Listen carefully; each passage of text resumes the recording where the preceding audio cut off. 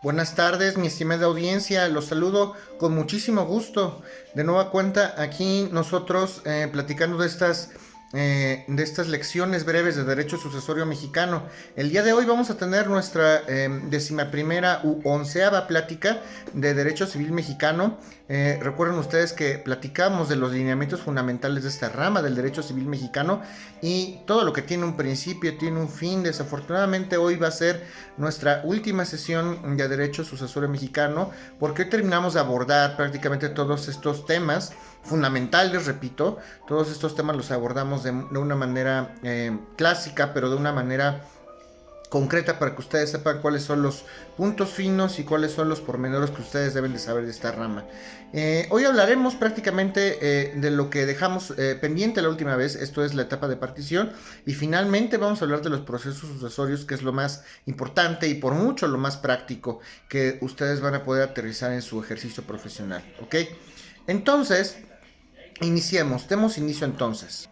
Bien, tal y como lo comentamos en la última sesión, platicábamos de este tema, esta última etapa que era la partición.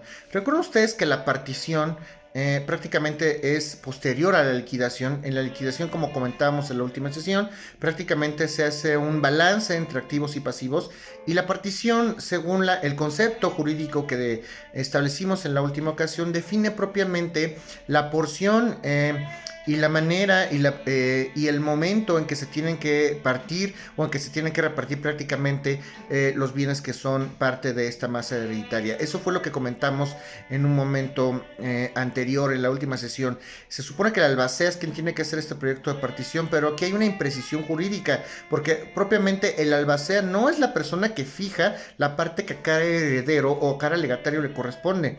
Lo fija el propio testador. Si ese testamento, el propio testador al momento de llevar a cabo o al momento de otorgar su testamento, él determina quién se va a quedar y en qué porcentaje y en qué proporción se va a quedar con los bienes materia de la masa hereditaria, o en el caso de los legatarios. O si no se hizo testamento, existen reglas perfectamente determinadas en el Código Civil para el estado que corresponda. En el caso que estamos platicando es para la Ciudad de México.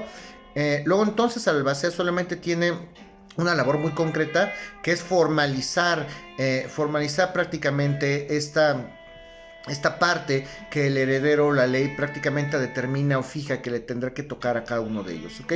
Entonces, para concluir, en la etapa de partición prácticamente se va a determinar y se va a fijar la porción que le va a tocar tanto a herederos y legatarios, pero esta porción ya está definida, ya sea en el testamento o ya sea en la ley. El albacea no lo hace, ¿ok? Esa es una de las particularidades de la partición. Segunda situación, los coherederos, la naturaleza jurídica de los coherederos no es la misma que los copropietarios. ¿Por qué? Porque los coherederos, el derecho que tienen los coherederos nace de la sucesión. El derecho que tienen los copropietarios nace de la propiedad. Los jurisconsultos o los estudiosos de la materia sucesoria a grandes rasgos prácticamente lo han definido de la misma manera. La naturaleza jurídica de la propiedad y la naturaleza jurídica de la sucesión son totalmente distintas. Recuerden que hablamos de causa biencia en el caso de la sucesión y hablamos de un derecho real en el caso de la propiedad y una de sus modalidades, que es la propiedad. Entonces, consecuencia, copropiedad no es lo mismo que la coherencia. ¿Cuál es la naturaleza jurídica entonces de esta partición? Recuerden ustedes que si hablamos de naturaleza jurídica, simplemente es mencionar qué es en derecho la etapa de partición. Y la naturaleza jurídica de la partición simplemente genera derechos declarativos. ¿Por qué?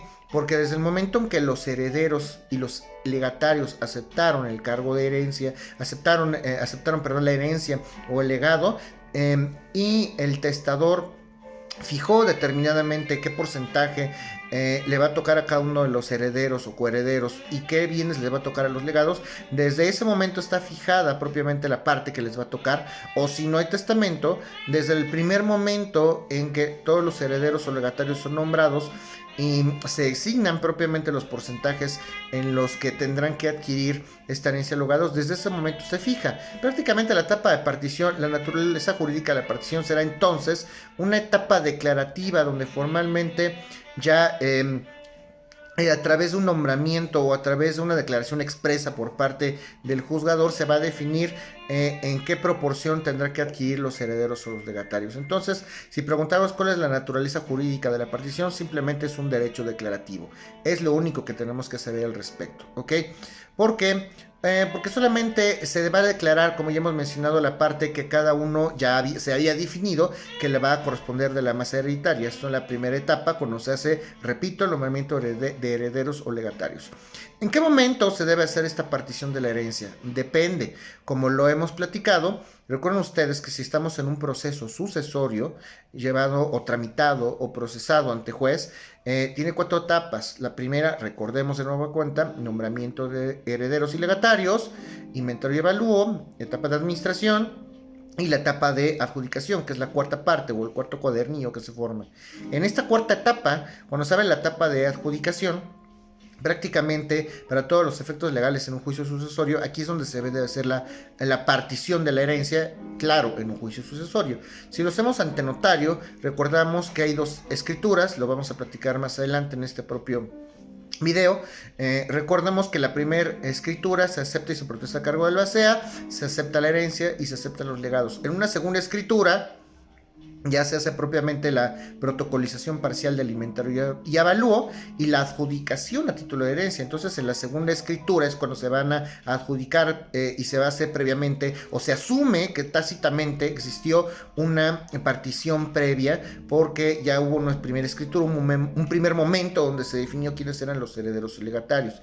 Recuerden que protocolizar simplemente es asentar, transcribir en la papelería oficial del notario este inventario y avalúo que tiene que ser propiamente el albacea, pero cuando se hace una escritura pública, como veremos a continuación, pues simplemente inferimos que se tiene que transcribir. ¿En qué momento entonces se tiene que hacer la partición ante notario público? Como lo hemos mencionado en la segunda escritura, en la escritura de adjudicación, tácitamente se entiende realizada esta partición de la herencia. ¿Quiénes pueden hacer esta petición de la partición? Pues, primera instancia, el testador lo deja perfectamente definido al momento en que otorga el testamento. Es el primero, el testador. En segunda instancia, el albacea. ¿Ok? Si estamos hablando de las reglas de la sucesión legítima y las tramitamos ante un proceso sucesorio, será el albacea quien lo tendrá que hacer. En caso de que en caso de que haya legatarios, o hablemos de legatarios y no haya herederos, sino específicamente legatarios, serán los legatarios quienes propiamente tendrán que solicitar esta partición. Y en la práctica, tratar de platicar un poquito más aterrizados en la realidad, quienes hacemos realmente este inventario, avalúo, quienes hacemos en representación de nuestros clientes este proyecto de partición, los abogados, aquellos que somos postulantes, aquellos que estamos litigando. Entonces el abogado propiamente, muchas veces es el abogado el que termina haciendo el inventario y el avalúo, o el proyecto de partición, o el contador, incluso el contador público. Muchas veces los contadores también les encomiendan esta parte de redactar tanto el inventario y el avalúo como esta parte de la partición, ¿ok? ¿En qué casos se puede suspender? ¿En qué casos se puede suspender este derecho de la partición? ¿Y en qué caso se puede pedir el derecho de la partición? Que son 2 supuestos distintos. ¿En qué caso se puede pedir? Primer supuesto, ¿quiénes pueden pedirlo? O casos en que se pueden pedir. Pues en caso de que no se haya tramitado ante notario y no haya existido propiamente una petición por parte de los herederos o los legatarios. En este supuesto, definitivamente el albacea lo podrá pedir, o los herederos o los legatarios lo podrán pedir específicamente a la autoridad jurisdiccional, que en este caso es un juzgado de lo familiar. En pocas palabras, los herederos y los legatarios, y en su caso el albacea, serán los que podrán pedir esta partición. Casos, ahora sí, ¿cuáles son los casos en que se puede suspender esta partición, esta etapa sucesoria? Número 1, si sobreviene un hijo póstumo. Recuerden que los hijos póstumos son aquellos que nacen no después de que se hizo el testamento, sino nacen después de que alguno o ambos progenitores fallecieron, ¿ok? Y los hijos póstumos son herederos forzosos. Si no se contemplaron dentro de esta sucesión, definitivamente se tendrá que suspender este proyecto de la partición. Ese es el presupuesto donde hay un hijo póstumo. Segundo supuesto, cuando hay un convenio expreso entre los herederos o legatarios. Si los herederos o los legatarios hicieron pacto expreso y pidieron suspender esta partición, lo harán, ¿ok? ¿Qué pasa si hay acreedores del decuyus? Si el decuyus tenía muchas deudas y los acreedores que tenía el decuyus se oponen, pues, propiamente ahí también se puede suspender esta partición. Y si los herederos o los legatarios, también los legatarios, se oponen a que continúe este proyecto de partición, definitivamente tendrá que suspenderse. ¿Quién aprueba esta partición? Pues en primera instancia los herederos o los legatarios, quienes son propiamente los interesados, tendrán que aprobar si es que se hizo bien esta partición, y si ellos no se ponen de acuerdo, como hemos mencionado, será facultad del juez de lo familiar o el juez que está tramitando la herencia en un momento dado. ¿Ok? Y al momento de hacer la partición, antes de hacerla definitivamente, existe un momento que se llama la distribución provisional de los bienes. En la distribución provisional de los bienes hay varias reglas, dependiendo y va a depender propiamente de la característica o la naturaleza de los bienes.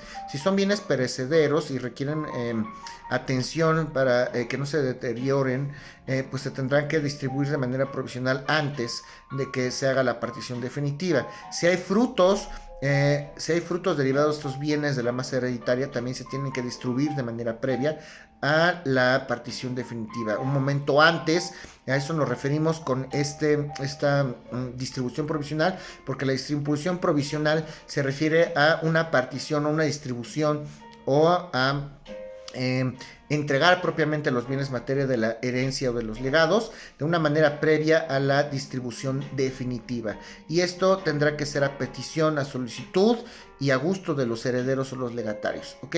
¿Cuál es la forma que la ley establece que debe de tener esta partición? Por escrito. Definitivamente es por escrito, ya sea que se tramite ante la autoridad jurisdiccional o ya sea que se tramita la sucesión ante notario. Si se tramita ante notario, se tendrá que hacer en escritura pública, naturalmente en la segunda escritura, que es la de adjudicación de los bienes. ¿A cargo de quién corren los gastos de esta partición? Pues como lo hemos mencionado, es muy lógico, a cargo de los herederos o los legatarios. ¿Y cuáles son los efectos de la partición? Como hemos mencionado, son declarativos, porque desde el primer momento, desde la aceptación de la herencia o legado, ya se definió propiamente quiénes van a ser los herederos o los legatarios y en qué proporciones. Luego entonces, en esta última etapa de la tramitación de las herencias, cuando nosotros hacemos estas particiones, el único efecto que va a tener en derecho positivo mexicano es generar derechos declarativos, para que estos herederos o legatarios formalmente, conforme a las leyes mexicanas y conforme al proceso que estén tramitando, ya sea sucesorio o notarial, pues formalmente tengan o sean titulares de estos derechos y frente a terceros. Y hay una figura interesante que es la evicción. Recuerden ustedes que una vez que se adjudican los herederos, propiamente ya son propietarios. Pero ¿qué pasa si había un acreedor con mejor derecho y quiere demandar la nulidad de esa adjudicación a los herederos? Aquí hay una evicción, porque hubo, después de haberse formalizado o tramitado este acto, en esto consiste la evicción, los herederos lo perdieron, prácticamente se anuló este acto procedimental y naturalmente las personas que fueron responsables de o no pudieron prever dentro de su cargo, su legal desempeño, está el posible desenlace de un juicio que anulara los derechos de los herederos, pues naturalmente tendrán que responder. La manera en que responden estas personas se le conoce como la figura del saneamiento. Saneamiento para el caso de evicción, como se aplica igual en los contratos. Otro ejemplo: si yo quiero un inmueble a través de un contrato privado de compraventa, lo otorgo ante notario público y se inscribe en el registro público de la propiedad, pero después un acreedor, una persona con mejor derecho, me demanda, anula mi compraventa y yo le tengo que entregar el inmueble, la persona que me vendió tiene que responderme a mí, saneamiento, me tiene que sanear en caso de que evicción, en caso de que ocurra la evicción, en caso de que en un momento posterior se anule el acto jurídico que dio parte, ¿ok? Lo mismo pasa en estos procesos sucesorios. Si se adjudican y una persona anula este proceso de adjudicación, aquellos que hayan tenido esta culpa pues tendrán que responder por el saneamiento en caso de evicción. ¿Okay? Es importante, si quieren, en un momento posterior vamos a hablar del saneamiento en caso de evicción. Es una regla de los contratos. Ya tendremos tiempo para hablar de estos temas de contratos. ¿Ok? Y vamos a hablar entonces de la ineficacia de la partición. ¿En qué casos puede ser ineficaz esta partición en derecho positivo mexicano y en qué casos se puede anular la partición? Pues son supuestos muy concretos. Número uno, en caso de que haya un heredero pretérito, en caso de que al momento de que se haga este proyecto de partición provisional, pues, la persona, el albacea que tenga que hacer ese proyecto de partición haya omitido integrar a este proyecto de partición algún heredero o algún legatario que sí tenía derecho. Perfectamente está hecho mi proyecto, pero se me olvidó incluir a una persona en ese supuesto. Si yo olvidé relacionar en este proyecto de partición a un heredero o un legatario, pues naturalmente ese proyecto de partición será ineficaz en derecho. O cuando se designa en un segundo supuesto, cuando se designa un heredero falso. Si dentro del proyecto de partición yo designo un heredero que se acreditó conforme los procesos correspondientes que es falso, pues naturalmente será ineficaz. O en caso de que haya omitido algún bien que deba de ser repartido de la masa hereditaria, ya sea los herederos o los legatarios. Solamente en estos supuestos se puede pedir la ineficacia o la nulidad de la partición. Y la rescisión, recuerden que la rescisión es la terminación de alguna figura contractual. La rescisión también la podemos referir en esta etapa de la partición o de la herencia, y se da en caso de que alguna de las partes incumpla lo que pactaron. En caso de que los herederos o los legatarios incumplan alguna disposición que se haya pactado dentro del transcurso de la sucesión y se puede atribuir la culpa a alguno de ellos, ya sea un heredero o un legatario, automáticamente se tendrá por rescindida esta partición, ¿ok? No la sucesión, solo la partición, que quede muy claro esto, ¿ok? Bueno, con eso terminamos prácticamente todos los temas y todas las figuras y las instituciones básicas del derecho sucesorio mexicano. Y ahora vamos a hablar de los procesos, cómo se tienen que tramitar o cómo se pueden tramitar las sucesiones. Realmente no es muy complicado el proceso. Lo complicado son los tiempos, porque nos podemos tardar mucho tiempo en algunas etapas procedimentales, sobre todo en los procesos. Y vamos a referir primero la sucesión, en primera instancia, la sucesión tramitada ante la autoridad jurisdiccional o ante el juez correspondiente o ante el juez competente. Este es el primer punto. Tramitación. Entonces entramos a este último tema, que es la tramitación de la sucesión. Lo dividimos en dos, puede ser tramitación ante juez o puede ser tramitación ante notario. Número 1, vamos a hablar de la tramitación ante el juez. Ok, si yo voy a tramitar una sucesión o si voy a llevar a cabo un proceso sucesorio ante el juez, primero debo de saber qué juez es competente. Los jueces de lo familiar son competentes. Por lo menos aquí en la Ciudad de México, ante los jueces de lo familiar es ante quienes se tiene que tramitar una sucesión. Basta con que una persona, se habla de denunciar la herencia, ¿ok? Denunciar significa hacer el conocimiento de la autoridad jurisdiccional. Hay que denunciar la herencia. Basta con que una persona que considere tener derechos hereditarios o interés jurídico haga este escrito de denuncia. Obviamente tendrá que acompañar la copia certificada del acta de defunción y copia certificada de los parientes o de los posibles herederos o legatarios de los que consideren que tienen derechos, para acreditar precisamente este parentesco, para acreditar su identidad, o en el caso de que también se vaya a tramitar una sucesión testamentaria ante la autoridad jurisdiccional, se tendría por regla general que incorporar el testamento, el primer testimonio del testamento. En caso de que no tengamos el testamento, no se preocupen, en un momento posterior se puede obtener. ¿En qué momento? Pues en la primera etapa. A eso es a lo que vamos. Una vez que planteamos nuestra denuncia sucesoria ante la autoridad jurisdiccional, existen tres posibilidades: que la admita, que nos prevenga si hay alguna imprecisión y nos dará un plazo para subsanar esa imprecisión. Si desahogamos esa imprecisión en tiempo y forma, admitirá trámite la demanda en materia sucesoria, y si no, pues la desechará naturalmente, claro está, ¿ok?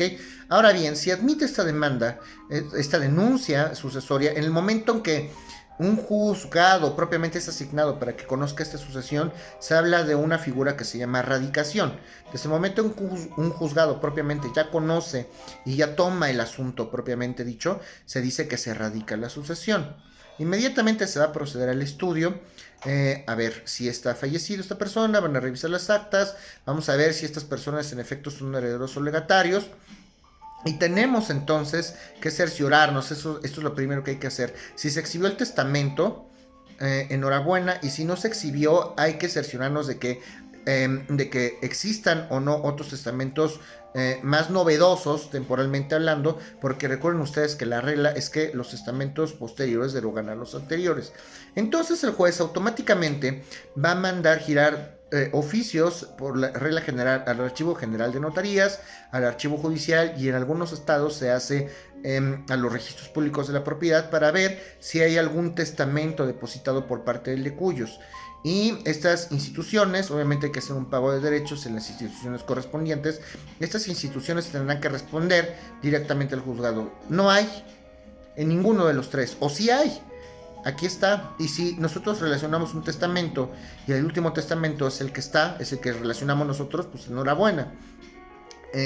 Si hay algún testamento posterior, pues también lo podremos saber en esos oficios, y ahí sí hay un problema, porque entonces el testamento que tenemos no es el último, quiere decir que las cosas cambiaron. Si no tenemos el testamento, inmediatamente le podemos solicitar al juez que gire un oficio, el Archivo General de Notarías o el Registro Público de la Propiedad, para que, claro, a costa de los interesados, se expida una copia certificada de ese testamento y se lo haga llegar al juez para conocer el contenido del testamento, ¿ok? En el caso de que sea una sucesión testamentaria. Si no hay testamento, los herederos propiamente, si los oficios responden que naturalmente ya no hay ningún tipo de testamento, los herederos que consideren que tengan estos posibles derechos o los posibles legatarios tendrán que acreditar su identidad, y tendremos que designar o tendremos que nombrar a todos aquellos parientes que posiblemente también sean herederos, sus nombres y domicilios, para que entonces el juez nos llame este proceso sucesorio, y en caso de que consideren tener derechos, pues los deduzcan. Y entonces hablamos de las 4 etapas. Esta primera etapa es en la que se radica la sucesión, en la que se llaman a los demás herederos, en la que se solicitan estos informes de existencia o inexistencia de testamentos. Y ya que tenemos los informes testamentos completos, ya que se notificaron a todos los herederos, ya que sabemos si hay testamento o no hay testamento y quiénes son los posibles herederos, se va a fijar una audiencia. Obviamente siempre se tiene que dar vista al Ministerio Público. Recuerden que esos procesos son de orden público y de interés social, y naturalmente se le tiene que dar vista al Ministerio Público para que manifieste lo que su interés competa, ¿ok? Luego entonces, después de que se desahogan todas estas figuras, se fija una fecha para una audiencia inicial, para una audiencia donde, en caso de ser una sucesión testamentaria, se tenga que el testamento se tenga prácticamente por radicado y se tenga por reconocido para todos los efectos legales a que haya lugar. Los herederos que están instituidos en la vía testamentaria reconocen la validez del testamento, no lo van a impugnar, y además, si ya están los herederos y los legatarios propiamente definidos, en ese primer momento los herederos y los legatarios tienen propiamente que aceptar o repudiar la herencia. El albacea también tendrá que aceptar y protestar el cargo que le fue conferido, o repudiarlo si fuera el caso. Y con eso se cierra la primera etapa. Se abre un segundo cuadernillo a petición de los interesados, que es propiamente el inventario y el avalúo. Aquí el albacea, por la general, tendrá que establecer cuáles son los bienes que existen, cuánto valen, y además tengo que acreditar que fueron propiedad de cuyos. En esta etapa no solamente se hace un listado de los bienes que hay, y también se hace un avalúo de los bienes que hay, y se tienen que exhibir los títulos de propiedad, ya sean escrituras públicas o ya sean, testimonios, en este caso copias certificadas, o los comprobantes de pago de la titularidad de los bienes en el caso de los bienes muebles, ¿ok? En el caso de los bienes inmuebles también se tiene que pedir un certificado. Se habitúa a pedir un certificado de libertad de gravámenes sin aviso preventivo, a efecto de saber si el inmueble tiene gravámenes o no. Que esto prácticamente nos va a servir para la tercera etapa, porque prácticamente la segunda etapa es de inventario y avalúo. Nada más es cuántos bienes hay, cuánto valen, y si eran propiedad o no eran propiedad del de cuyos.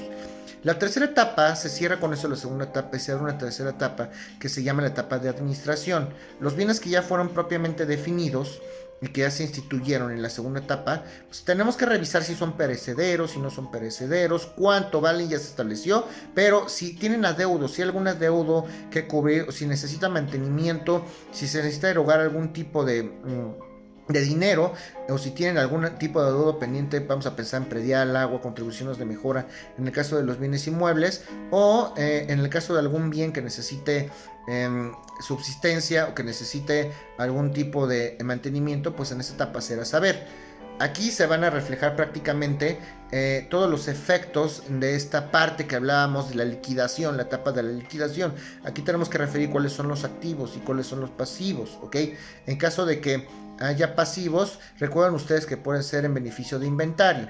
Eso quiere decir que la masa hereditaria puede absorber propiamente todos estos adeudos para que queden libres los bienes. Y con eso terminamos la tercera etapa y abrimos una cuarta etapa en proceso sucesorio, que es la etapa de adjudicación. ¿Okay? Aquí es donde se hace un proyecto de partición, que es lo que hablábamos hace unos momentos, por parte del albacea, un proyecto provisional, luego se hace un proyecto definitivo y al final del día se dicta una sentencia o auto interlocutoria donde se declara formalmente adjudicados a los herederos o a los legatarios. Cuando está concluida esta cuarta etapa, ya terminó, se concluyó la tramitación ante la autoridad jurisdiccional, pero todavía no acaba ahí la historia. Si hay bienes inmuebles que se tengan que escriturar por la formalidad que requiere, automáticamente elijo un notario público de mi elección, lo autorizo en el proceso y ese notario podrá acudir al juzgado, le entregan físicamente los autos, él sí te puede llevar el expediente a la notaría para que haga finalmente su escritura o la escritura de todos los coherederos o heredero o legatario o legatarios de la adjudicación de los bienes inmuebles, y tiene que relacionar todas y cada una de las etapas del juicio. Ya no tiene que hacer nada más, solamente tiene que hacer esta situación de adjudicación. ¿Okay? Ya que está elaborada esta escritura de adjudicación, se tendrá que mandar a inscribir, se tiene que pagar los impuestos correspondientes, que ese es otro tema que no hablaremos, porque impuesto sobre la renta, impuesto sobre adquisición de inmuebles e IVA tienen reglas especiales, que son por regla general los impuestos que se tienen que pagar al momento de enajenar o adquirir. En materia sucesoria hay que especificar, hablo del pago de impuestos, no hablo del pago de derechos que se tiene que hacer al registro público de la propiedad. Ese es otro tema muy diferente, solo estamos hablando de la sucesión para efectos civiles y no fiscales. Pero sepan ustedes que hay que verificar la situación fiscal, si hay que pagar impuestos sobre la renta, si hay que pagar IVA, si hay que pagar impuestos sobre adquisición de inmuebles, o si estamos en otros estados, impuestos sobre traslado de dominio, más todos aquellos derechos de inscripción en el registro público de la propiedad. Una vez que se pagan impuestos y se van a inscribir el testimonio de adjudicación, pues se entregará a los legatarios o legatarios o herederos, y ahí prácticamente ya se adjudicaron, ya son los nuevos propietarios y deja de existir este patrimonio en liquidación, y ese patrimonio que era del de cuyos ya formalmente es parte de los herederos o legatarios. Este es el proceso sucesorio, es más largo, puede ser un poco tedioso porque a lo mejor no encontramos algún heredero o alguna persona, algún legatario para poderlo notificar, o a lo mejor hay pleito y se tienen que pelear en esta etapa. Recuerden ustedes que si hay algún tipo de litis o de pleito, de controversia, forzosamente se tiene que seguir esta tramitación ante la autoridad jurisdiccional, o si hay menores de edad. Y ahí termina prácticamente. Ahora hablemos entonces, por último, de la tramitación de las sucesiones ante notario público. Esto es mucho más sencillo. Aquí en la Ciudad de México, 3 requisitos: que no haya menores de edad, que los herederos no sean, o herederos o legatarios no sean menores de edad. Número 1, que no haya pleito, que no haya litis. Y 3, si se van a adjudicar inmuebles, que esos inmuebles estén localizados en la Ciudad de México. Por lo menos así era antes, al momento que se propiamente se puede o se autorizó a hacer la tramitación de las sucesiones ante notario público. Y también ante notario público se pueden hacer, no nada más se pueden tramitar sucesiones testamentarias ante notario público, ya también se pueden tramitar sucesiones intestamentarias ante notario público, repito, siempre y cuando no haya litis ni menores de edad y los bienes estén regulares y sean parte de o se encuentren en la Ciudad de México. Y recuerden, aquí nada más hay 2 escrituras. Es una primera escritura, que es una escritura donde se acepta y se protesta a cargo del albacea, y se acepta o se repudian las herencias o los legados. Y tenemos que documentar, tenemos que darle al notario todo aquello que nos pida, tenemos que entregarle las actas de defunción, las actas de nacimiento, los títulos de propiedad, nuestros generales, y para hacer esta primera escritura, antes de que la firmen, el notario, en esta primera etapa, los mismos oficios que se pidieron en la vía judicial, el notario tiene que pedir oficios al Archivo General de Notarías y al Archivo Judicial para ver si hay un testamento o no. Esto por seguridad jurídica y porque así lo establece la propia ley. El notario además va a hacer una serie de publicaciones en los periódicos de mayor auge para que podamos nosotros tener la certeza jurídica de que no hay un heredero, no hay ningún otro heredero que pueda reclamar la herencia. Después de haber hecho las publicaciones y una vez que se reciban esos informes, se puede firmar perfectamente esta primera escritura. Y le entregan su testimonio a los herederos o legatarios. Se tiene que hacer una segunda escritura, que es prácticamente la protocolización parcial de inventario y avalúo y adjudicación a título de bienes. Se supone que el notario tiene que relacionar o tiene que transcribir, insertar en su protocolo o en sus folios, que es la documentación oficial. Recuerden que los folios no es papelería, no es propiedad del notario, es propiedad del gobierno. El notario solamente los tiene 5 años, pero tiene que transcribir prácticamente, ya sea total o parcialmente, el inventario y el avalúo de los bienes que conforman la masa hereditaria. Esa es una primera parte de la escritura. Y en la segunda etapa ya va a adjudicar propiamente, es así de sencillo, ya va a adjudicar a los herederos y los legatarios, va a hacer la operación traslativa de dominio. Ahí obviamente se tendrá que pagar los impuestos que referimos, si fuera el caso, impuestos sobre la renta, impuesto sobre valor agregado o impuesto sobre adquisición de inmuebles o traslado de dominio. Finalmente, ya que firmen la escritura, se dan los avisos correspondientes y se manda a escribir al registro público después de haber pagado derechos. Y una vez que se tenga o salga se haya inscrito propiamente el testimonio, se les va a entregar a los herederos y a los adjudicatarios. Y propiamente, igual que en la sucesión tramitada ante la autoridad jurisdiccional, se considera que ya son propietarios ahora ellos para todos los efectos legales. Ahí es cuando cesa y deja de existir este patrimonio de liquidación, porque ya fue liquidado y fue transmitido el remanente y los activos fueron transmitidos a los herederos o legatarios. Si se dan cuenta, esto es mucho más rápido. Las personas pueden decir, es que ante notario es más caro. Pues no, jóvenes, porque finalmente, si hacemos una sucesión tramitada ante la autoridad jurisdiccional, vamos a acabar, si hay bienes inmuebles, vamos a acabar en el mismo lugar, vamos a acabar con el notario tarde o temprano. Ahórrense tiempo, ahórrense dinero. Digo, a lo mejor a los abogados puede no convenirnos mucho esto, porque finalmente el proceso sucesorio lo tramitamos los litigantes. Si hay pleito, pues ni hablar, tendremos que llevar a cabo el juicio. Si hay menores de edad, de igual manera.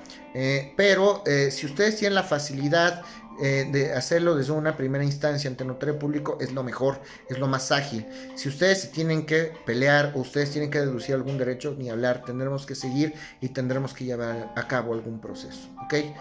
Prácticamente estas son las generalidades y son las formas en las cuales se pueden tramitar estas sucesiones ante notario público o ante la autoridad jurisdiccional. Con esto terminamos nuestras clases de Derecho Sucesorio Mexicano. Hemos concluido el tema de sucesiones. Me dio muchísimo gusto, agradezco a todos y cada uno de ustedes.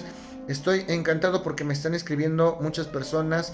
Trato de resolver sus dudas en la medida de lo posible. Trato de dar fuentes, trato de dar bibliografía. Me da mucho gusto porque empezamos hablando de amparo, de criminología, de penal, de algunas situaciones, y ahorita ya muchas personas de otros lugares, de otras universidades nos están viendo y pues bueno, esperamos pueda servir de apoyo todo esto. Todos tenemos que aprender, todos tenemos que enseñar, tratamos de hacerlo también en aras de todos los que no tienen acceso a este tipo de educación jurídica, y pues naturalmente también a mis queridos alumnos del Instituto Rosario Castellanos, quienes tienen la labor absoluta de saber, conocer y dominar cada uno de estos temas que estamos planteando, ¿ok? Entonces doy gracias a todos ustedes por estar al pendiente día a día. Los que están al pendiente y los que no, pues los exhorto si es que les interesa. Les agradezco muchísimo su tiempo y espero verlos en un futuro para hablar de otros temas jurídicos. Seguramente lo hablaremos y lo haremos de algunos temas de familia. Sin más que decirles por el momento, me despido, les envío un cordial saludo y los veremos muy pronto. Hasta pronto, muchachos. Saludos a todos.